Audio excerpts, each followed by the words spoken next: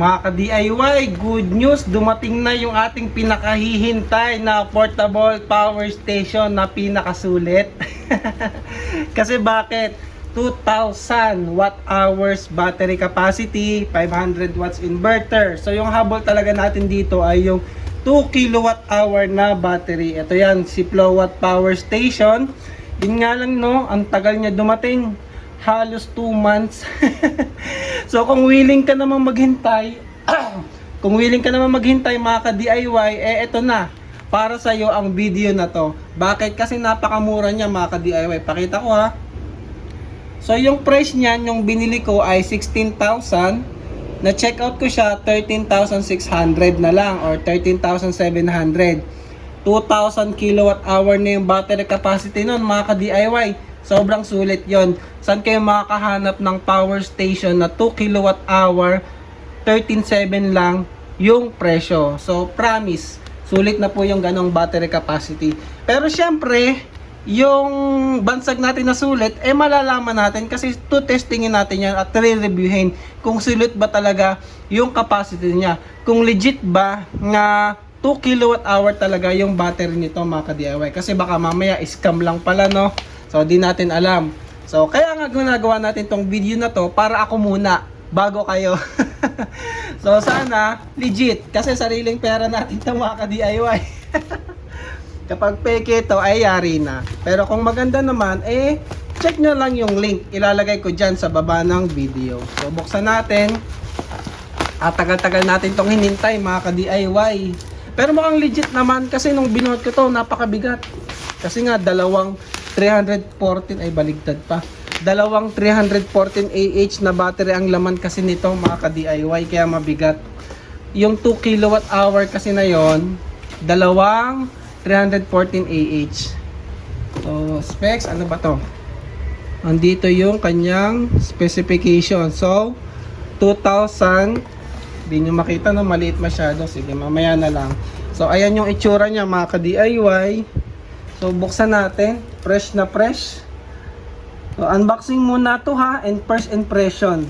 Kasi syempre kapag dinire-diretso natin masyadong mahaba, i-actual test natin to. I-charge ko muna and then i-discharge natin para malaman natin yung actual capacity. So sa box, ano ba yung mga kasama niya? So bubungad sa atin ay eto. Protected naman siya no mga ka-DIY, legit yung styro niya. Meron ditong warranty certificate, ayan nasa ibabaw. Tapos ito, yung kanyang power cable para sa AC charging. Kasi may AC charging to. At aba, may kasama pa siyang MC4 to XT90 connector. Solar charging, may kasama ng kable. Hindi na natin kailangang bumili na extra mga ka-DIY. Plus 1 yun ha. So ito na. Aray ko po, ang sakit sa balakang. So wala nang laman sa box. Ito na yung ating power station mga ka-DIY. So ayan siya. Fresh na fresh. Maganda. So yung kanyang manual and warranty sticker. So ayan naman, nandyan yung kanyang mga ports. So madali na maintindihan yan mga ka-DIY. Yun lang, basic lang naman yan. So tanggalin natin sa plastic para makita nyo ng buo. So ayan siya. So gawin natin thumbnail. So meron siyang silica para sa moisture. Yan. So goods no, legit yung bigat niya. So bigat test, goods naman siya, kayang buhatin. So kayang-kaya namang buhatin at yung bigat niya parang dalawang 314 AH naman mga ka-DIY. So sa harap, andito yung ating AC output, dalawa, universal na yan. At sabi dito 500 watts. So 500 watts yung rated, malamang rated yan. Pero itetest natin mga ka-DIY. Hindi pa natin alam yung peak, i-check natin sa manual yung peak niya. And then power button, tsaka ito, wala siyang ano no, display ng, wala siyang digital display. Meron lang siya dito ay 4 LED para i-indicate yung kanyang capacity. So 100, 75, 50 at 25%. So sa likod, tingnan natin. Ito, grills, butas to mga ka-DIY. Papasukan ng hangin. Nakikita ko may malalaking heatsink. So solid naman yung hawakan niya, no? So ayan. Ito yung ating AC input para sa kanyang AC charging. Dito natin to isasaksak. At dito naman 12 to 50 volts yung ating solar charging mga ka-DIY. Tapos ito ay breaker to, OPP. Hindi ko lang sure kung sa input charging breaker natin to or sa output ng ating inverter. So i-check natin yan. May fan ba to? Sa gilid, ayan, andito yung specifications niya mga ka-DIY. So pakita ko sa inyo. So ayan. Ito ay YXBXS 500 watts, 2009.6 watt hour battery capacity, dalawang 314 AH na naka-series kaya 6.4 volts, portable power supply. So rated power natin, so rated nga. So rated power is 500 watts. AC input, pwede na yun sa bahay. PB input power or yung PB solar charging natin 450 watts maximum mga ka-DIY. At syempre yung ating PB input ay 12 volts to 50 volts. Huwag kayong lalagpas kasi puputok yung capacitor nyo yan mga ka-DIY.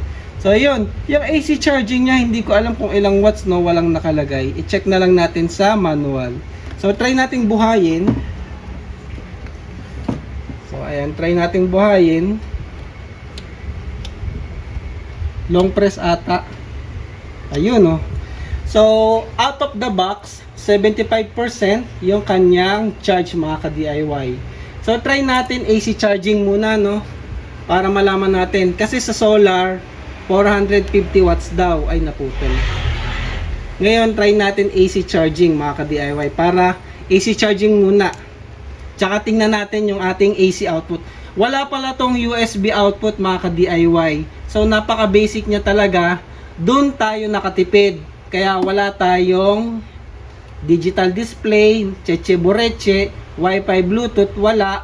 Wala ring USB output, AC output lang talaga. So walang ibang cheche boreche. So ito yung pinaka-basic na magagamit natin is meron siyang inverter output na 500 watts. So doon tayo nakatipid kaya mas mura talaga siya mga ka-DIY. So yun lang, kung maghahanap ka ng USB output, wala. Pero kumuha ka ng charger at isaksak mo dyan, pwede. So kung maghahanap ka ng magandang display, makikita mo yung output power, input, output, wala. Ito lang yung meron tayo dito mga ka-DIY. So kung okay na sa'yo yung ganon, para sa'yo itong power station na to mga ka-DIY. Kasi sobrang sulit nito sa presyo niya talaga. So try muna natin i-charge. Kuha lang ako ng watt meter mga ka-DIY. So ayan, meron tayo ditong watt meter. Usog natin. So medyo malayo. At medyo madumi. So ayan, salpak ko sa likod ha, para ma-charge natin.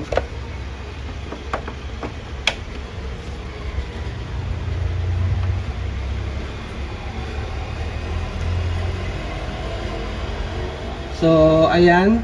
Nag-start na siya mag-blink mga ka-DIY. Blinking, ibig sabihin charging na siya.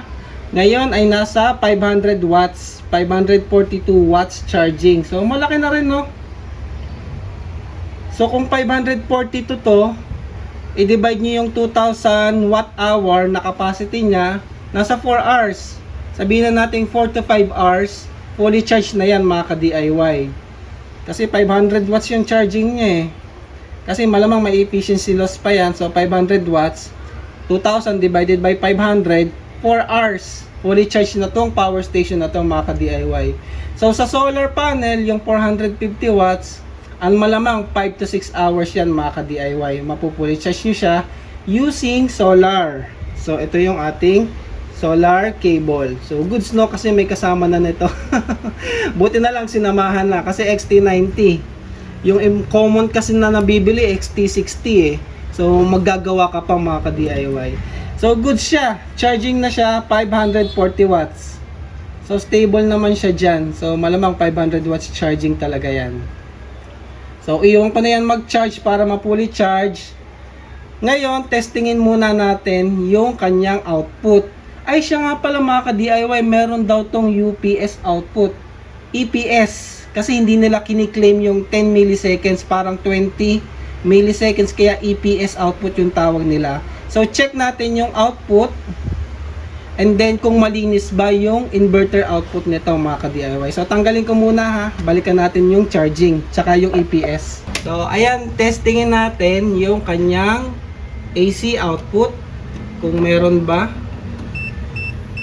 So ayan, 219.7 volts. So goods na kagad. Pwede nang gamitin sa Pilipinas.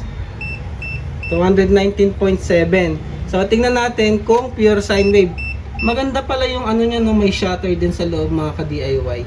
Hindi siya makakakuryente basta-basta kasi may takip. May takip siya.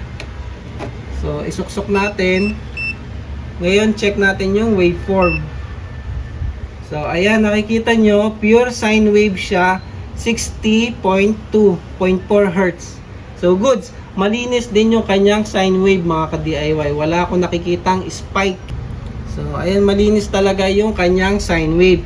Ngayon, try natin isaksak yung ating charger. Kasi pag sinaksak yung charger, dapat mag-EPS na siya. So ayan no, nakikita nyo yung lumalabas sa ating output ay 228. Kanina 219, galing yon sa ating inverter, 219.7 volts. Ngayon kapag sinaksak mo yung charger, ang lalabas na sa ating AC ay yung galing sa ating outlet. Ayan nga, 228. Kasi 228 yung ating supply. Ayan no, 228.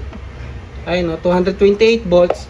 Yun yung lumalabas ngayon sa ating inverter. Ibig sabihin, meron nga siyang EPS function.